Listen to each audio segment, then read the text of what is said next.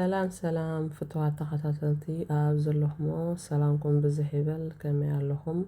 ንሎም መዓንቲ ሓንቲ ኣፕሊኬሽን ወይ ከዓ መቀናበር ትኾነና ስእሊ ቪድዮ ብዙሕ ነገራት ክንሰርሓላ ንኽእል ኣብ ከርኤኩም ኣነ ብጣዕሚ እየ ዝጥቀመላ ንስኻትኩም ከምኡ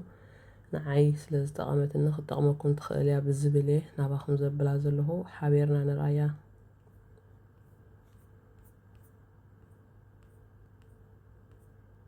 እዚኣ ማለት እዩ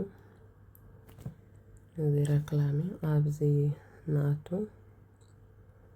እጅ በቐጣ ናብ ጓጉል ወይ ድማ ናብ ስእልታት ቪድዮ ገለ ይወስድና ዘሎ ማለት እዩ ስለዚ ካብቲ እንዳ ስእልታት ስእሊ ዲና ደሊና ቪድዮ ዲና ደሊና ንወስድ ዝደለናዮ ምስ ወሰድና ናብኡ ንኸይድ ማለት እዩ ለዛነ ሓንቲ ከርኤኩም እዚኣ ቪድዮ እያ ማለት እዩ ቪድዮ ወሲደ ኣለኹ እጅታ ቪድዮ ነዚ ትመስል ማለት እዩ ድምፂ ክዓፅዋ እየ ምክንያቱ እቲ ድምፂ ገዳሲ ስለ ዘይኮነ ንዓኹም እቲ መስርሕ ጥራይ ከርኤኩም ደልየ ዘለኹ ዋላ ንዓኻትኩም እውን ከመይ ጌርኩም እቲ ኣቐዲሙ ዝመላእኩሞ ቪድዮ ድምፂ ዓፂኹም ካልእ ቪድዮ ካልእ ድምፂ ክተእትውሉ እንተደኣ ደሊኹም መታን ክጠቕመኩም እዚ ናተይ ድምፂ ሕጂ ክዓፅዎ እየ ማለት እዩ ከመይ ገይረ ዓፅዎ ከዓኒ ንራእያ ኩልና ማለት እዩ ከምዚ ገይረ ጥውቓ እሞ ኣብዚ ላዕሊ ንሪኦ ዘለና ኣብዚ ሃለ ቮሊዩም ዝብል መፂ ዘሎ ኣብዚ ጥውቕ ሕጂ ነዚ ከምዚ ገይረ ድምፂ ዓፅዎ ማለት እዩ ሕጂ እቲ ድምፂ ኣይስማዕን ዘሎ ተዓፂኡ ዘሎ ማለት እዩ ከምዚ ገይርና ናብቲ ዝነበርናዮ ምስ ተመለስና ረእይዎ እቲ ድምፂ ተዓፂኡ ዘሎ ሕጂ ካልእ ሓድሽ ድምፂ መሊእና ክነእትወሉ ንኽእል ኢና ምናልባት እንተደኣ ተጋጊና ኣብቲ ዝሓለፈ ወይ ምናልባት ካልኦት ነገራት ድምፂ ካልኦት ወሲኽና ክነእትወሉ እንተደኣ ደሊና እቲ ዝነበረ ድምፂ ዓፂና እቲ ተንቀሳቐሲ ኣካል ጥራይ ገዲፍና ድምፂ ሓድሽ ድምፂ ክንመልኣሉ ንኽእል ኢና ማለት እዩ ካብዚ ወፂና ናብቲ ዝነበርናዮ ምስ ተመለስና እዚኣ ኸ መቁረፂ ወይ ከዓ ከምዚ ዝኾነ ዝጓሓፍ ተደኣ ሃልይዎ ንጉሕፈላ እያ ማለት እዩ እዚኣ መቐስ ትመስል ዘላ ከምዚ ገርና ነቲ ቪድዮና ብድሕሪት ዝኾነ ክንቆርፅ እንተደኣ ደሊና ቆሪፅና ክንጉሕፎ ንደሊ ዝተጋገናዮ ቃላት እንተደኣ ሃልዩ ንቆርፆ ማለት እዩ ብቕድሚት ተደኣ ደሊና ከዓ ብቕድሚት ቆሪፅና ንኣሊ ማለት እዩ ሕጂ ከመይ ጌርና ንቆርፅ ንዝብል ከርኤኩም ከምዚ ገርና ንጥውቖ እሞ ኣብዚ ንህትለ ጠዊቕና ከምዚ ረእዮ ምልክት ትመፀና ማለት እዩ ሕጂ ብድሕሪት ዘሎ እንተደኣ ክንቆርፆ ደሊና ከምዚ ገርና ንፀቕጦ ከምዚ ምስ ገበርናዮ እቲ ደሊናዮ ዘለና ካብዛ ኣብዚ ንህትለ ኣረው ኣብዚኣ ማለት እዩ ሶሪ ካብዚኣ ከምዚኣ ገራ መፅያትና ኣላ ምሽ ሕጂ ክሳብታ ዝደለናያ እሞ ከምዚ ገርና ንኸይድ ንኣብነት ሕጂ ኣብዚኣ ደልየ ኣለኹ ኣነ ካብዚኣ ካብዛ ኣብዚኣ ምልክት ገረላ ዘለኹ ክሳብ ኣብዚኣ ደልየ ንበል ከምዚኣ ጌርና ብታ ዝደለናዮ ቁፅሪ ምስ በፃሕና ተመሊሽና ነዚኣ መቁረፂ ንጥውቓ ማለት እዩ ብድሕሪኡ ነዚ ብድሕሪት ዘሎ ክንቆርፅ ተደሊና ፀቒጥና ንድምስሶ ማለት እዩ ሕጂ ኣነ ግን ነዛ ማእኸል ንህትለ ከርኤኩም እየ ካብዚኣ ክሳብ ኣብዚኣ ዘላ ማለት እዩ ሕጂ ነዚኣ ከመይ ጌርና ኢና ክንድምስሳ ኣብዚ ክነእትዋ ኢና ብድሕሪኡ ነዚ ከምዚ ገርና ብምስቃጥ መደምሰሲ ኣብዚ ንህለና ከምዚኣ ገርና ኣልየያ ኣለኹ ማለት እዩ ሕጂ ካብ ውሽጡ ገለ ነገር ቆሪፀ ኣለኹ ማለት እዩ ንዓኹም ንምርኣይ ማለት እዩ ስለዚ ብቕድሚት ተደኣ ኮይኑ ዘድልየና ከዓኒ ንቕድሚት ከይድና ምናልባት ብቕድሚት እንድሕር ዝኾነ መእተዊ ካልእ ክንጥቀም ደሊና ከምዚ ምስ ገበርና ኣብ መሰምፀናያ ኣብዚኣ ጠዊቕና ከምዚ ገርና ንቆርፅ ማለት እዩ ሕጂ ብቕድሚት ኮይኑ ዘገድሰና ዘሎ እቲ ዝድምሰስ ከዓ ከምዚኣ ጌርና ትሪእዋ ዘለኹም እዚኣ ምልክት ገይረላ ዘለኹ ብቕድሚት ኮይኑ ዘገድሰና ከዓ ከምዚኣ ገርና ንድምስሳ ከዓ ንኣልያ ማለት ስለዚ እዚኣ ብድሕሪትን ብቕድሚትን ወይ ኣብ ማእኸል ዝኾነ ነገር ተደኣ ደሊና ንክየላ ማለት እዩ ካልእ እዚ ከምዚ ዝኾነ ናይዚ ቴሌፎን ድምፅታት ከምዚ ሙዚቃ ገለ ዓይነት እዩ ተደኣ ደሊኹሞ ማለት እዩ ወይ ኣብ መእተዊ ወይ ኣብ መዕፀዊ ገለ ተደኣ ደሊኹሞ ተዘይደሊኹሞ ከዓ ፀገም የብሉን ንሃኩም ትጥቀምሉ ማለት እዩ እዚኣ ከለር ወይ ከዓ ሕብሪ ክንቅይር ተደሊና ንኣብነት ዝረእይዎ እዚ ከምዚ ዝደለናይ ዓይነት ሃሳስ ድሙቕ ሓመኩሽታይ ከምቲ ዝመረጽናይ ሕብርታት ማለት እዚ ከለር እዩ ሕብርታት ሕብሪ ገጽና ወይ ሕብሪ እንደልዮ ቪድዮ መቀያየሪ እዩ ማለት እዩ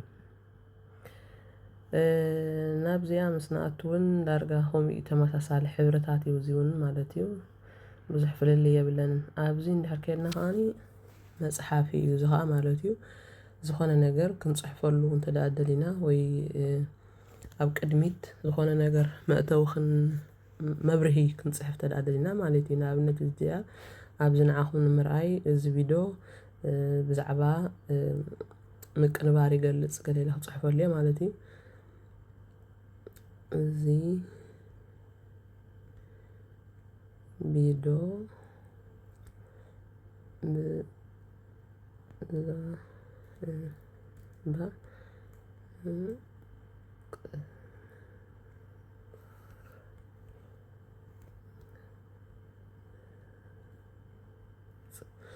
ዝረይዎ ፅሒፈሉ ኣለኹምሽ ኣብ ላዕሊ ክቕምጦ ክእለ ኣብ ታሕቲ ክቕምጦ ክእለ ኣብቲ ዝደለኹሞ ተቐምጥዎ ትኽእሉ ኢኹም ማለት ብጎድኒ እንተደለኹም ንቑመት ገርኩም ከዓ ክትፅሕፍዎ ትኽእሉ ኢኹም ኣብ ላዕሊ ብታሕቲ ዝደለኻዮ ኢኻ ተቐምጦ ማለት እዩ ከለር እውን ከምዚ ጌርካ ኣብዚኣ ኣቲኻ ክትቅይርዎ ትኽእሉ ኢኹም ማለት እዩ ረይዎ እቲ ሶሪ እቲ ፅሑፍ ማለት እዩ ረይዎ ሕጂ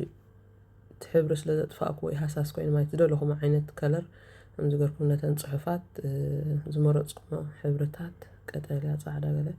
ከተብሉ ትኽእሉ ኢኹም ማለት እዩ እንድሕርቲ ብድሕሪት ዘሎ ክስታይ እቲ ቀይሕ ካቨር ተጠቂመሉ ዘለኹ ክትቅይርዎ ደሊኹም ከዓ ከምኡ ማለት እዩ እሱ እውን ክትቅይርዎ ይከኣል እቲ ብድሕሪት ዘለውን ማለት እዩ ረይዎ ብዙሕ ዓይነት ክስታይ ዘለዎ ማለት እዩ ስለዚ እዚ ከዓኒ ነቲ ሕብርታት ነቲ ናይ ፅሑፍን ነቲ ብድሕሪት ተጠቂመሉ ዘለኹ መቐመጢ ፅሑፍን ጥቀምሉ ትኽእሉ ኢኹም ብዙሕ ኣዝዩ ጠቓሚ ነገር እዩ ማለት እዩ እዚኣ መቀናበር እዚኣ ብጣዕሚ እያ ፅብቕቲ ካልእ እዚ ዝኾነ ነገር ከምዚ ኣብቲ ስእሊ ወይ ኣብቲ ቅድሚ ቪድዮ ከነቐምጦ እንደሊ ነገራት ተደኣ ሃልዩ ብስእሊ መጠን ማለት እዩ ንኣብነት ከምዚ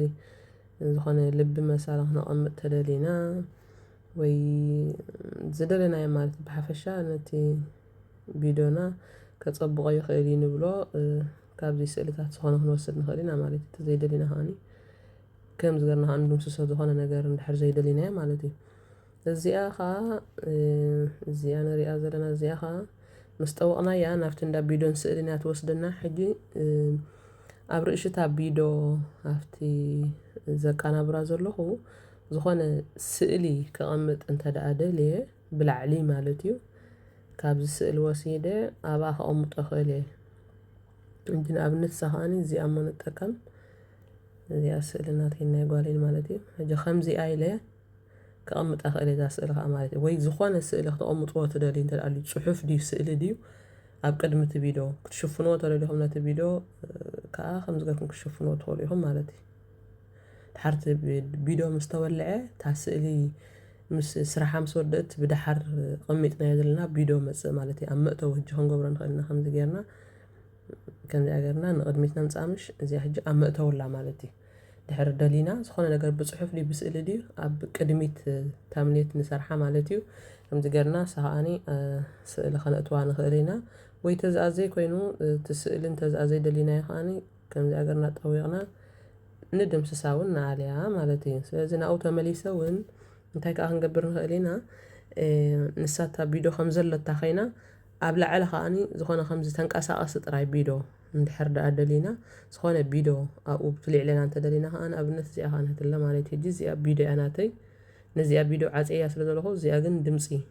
እዚኣ ተንቀሳቐሲ ጥራይ እዚኣ ተዛራቢ ነገር ብክልተ ክረኣየልና እንደሊ ነገራት ተደኣ ሃልዩ ከዓ ነዚኣ ኣብኡ ነቐምጣ ክንውልዓ ንኽእል ኢና ሕጂ ነዚኣ ማለት እዩ ነቲ ሓንቲ ቪድዮ ተንቀሳቐሲ ጥራይ እቲ ሓንቲ ብልዕለና ወይ ኣብ ትሕተና ነቐምጣ ከዓ ተዛራቢ ማለት እዩ ከምዚ ገርና ብዝደለናዮ ክነቐምጣ ንኽእል ኢና ስለዚ ብዙሕ ነገራ ጠቓሚት እዚኣ ዘርእየኩም ዘለኹ ክጠቕመኩም ከዓ ተስፋ ገብር እዚኣ ከዓ ግዜ እዩ ማለት እዩ ምናልባት ንዛረቦ እቲ መሊእናዮ ዘለና ቪድዮ ቅልጥፍ ኢሉ ከመሓላልፎ እንተደሊና እቲ ቃላት ኣብዚ 1.8 ዝብል ዘሎ ከምቲ ዝደለናዮ ማለት እዩ ኖርማል ቀስ ኢልና እንድሕር ደሊና ከዓ ኣብዚኣ 0.8 ትብል ዘላ ኣብ መጀመርያ ዘላ ማለት እዩ ኣብዚ እንድሕር ዳ መፂና ከዓ ኣብዚኣ እዚ እኳ ብዙሕ ኣይኮነን ኣብዚኣ ተዳ መፂና ከዓኒ እዚ ቅርፂ ንምንታይ ኢና እንደልዮ መሊእናዮ ዘለና ቪድዮ ናብ ዩቱብ ዲና እንደልዮ ናብ ቲክቶክ ዲና እንደልዮ ወይ ኖርማል መሊእና ዲና ክንሕዞ ደሊና ኣብዚ ንህለት ዝደለና ዓቐናት ማለት ንኣብነት ናይ ዩቱብ ተዳ ኮይኑ እዚ 16.9 ትብል ዘላ ረእዋ እታ ቅርፂ ናይ ዩቱብ ማለት ሕጂ በዚ ትስእሊ ኣብ ወሰን ክገብሮ ክእለ በዛ ክገብሮ ክእለ ኣብ ማእኸል ክገብሮ ክእለ ከምዚ ገይረ ከዓ በዚ ዝኾነ ነገር ክፅሕፍ ክእለ ማለት እዩ ወይ ብጎድኒ ወይ ኣብ ማእኸል ክንቐምጦ ንኽእል ኢና ናብ ቲክቶክ ዝኣቱ ቪድዮ እንተዳ ኮይና ደሊናዮ ከዓኒ ቅርፂ ናይ ቲክቶክ ከዓ ንዝመስል ማለት እዩ ዝደለናዮ ዓቐን ናይቲ ቪድዮ ኣብዚ ንህለና ትምዕቀን ኩሉ ማለት እዩ ብኸምዚ ምኽንያት ቪድዮ ክንሰርሕ ንኽእል ኢና ማለት እዩ ናብዚኣ ምስ ንኸይድ ከዓ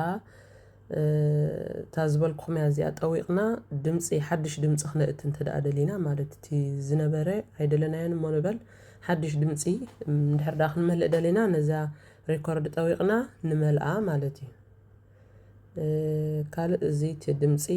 ክንዓፅዎ ንደሊ እንተደኣ ሃልዩት ቪድዮ ከምዚ ገርና ዘይሮ ንገብሮ ክንውልዖ እንተደኣ ደሊና ከዓ ከምዚ ገርና ንውልዖ ማለት እዩ እዚኣ ከዓ ድምፂያ መወልዕን መጥፍእን ማለት እዩ ቮሊም እዚኣ ከዓኒ እቲ ቪድዮ ወይ እቲ ስእሊ ላዕሊ ኣፉ እንተደኣ ነይሩ ታሕቲ ኣፉ እንተደኣ ነይሩ ላዕሊ ኣፉ ናብቲ ዘለናይ ዓይነት ቅርፂ ነትሕዘላ እያ ማለት እዩ እዚኣ ከዓኒ ከምኡ ነቲ ቪድዮ ቅርፅ ኣቢልና ኣብ ንእስ በለ ወይ ኣብ ላዕሊ ታሕቲ ገለ ክነቐምጦ ተደሊና ማለት እዚኣ ከዓ ከምኡ እያ መቑረፂ ማለት እዩ እዚ ከዓ ከምዚ መጀመርያ ዝረኣናዮ ናብቲ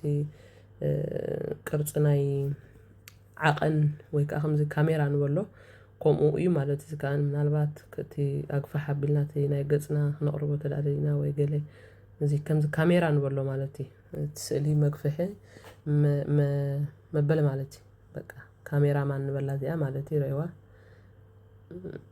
ገፀይ ዳ ከምዚ ክስታይ ገላ ነበር ሓፈሽኡ እዚኣ ክስታይ ገላት ማለት እዩ ኣቕርብ ኣርሕቕ ገለመለ መበለ ማለት እዩ ስለዚ ነዚኣ ትመስል ማለት እዩ ብዙሕ ጥቕሚ ኣለዋ ኣብቲ ውሽጣ ምስ ኣተኻ ከዓ ኣዝዩ ዝርድኣካ ስለዚ እዚኣ ንዓይ ስለ ዝጠቐመትኒ ገለ ሰባት ከምዚ ኸማይ ዘይትፈልጥዋ ተደኣ ሃሊኹም ክጠቕመኩም ስለትኽእል ናብ ፌስቡክ ናብ ቲክቶክ ናብ ዩቱብ ዝኾነ ቀናቢርኩም ከተእትዉ ትደልዩ ግን ከዓ ብንጹር ብዙሕ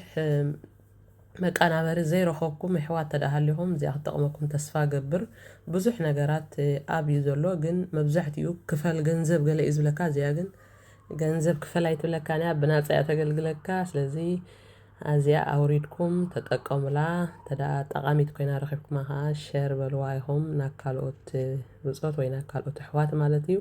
ንሎማዓንቲ እዚኣ ሒዘልኩም መፅአ ነይረ ብካልእ ትሕዝቶ ክሳብ ንራኸብ ሰላም ቅነ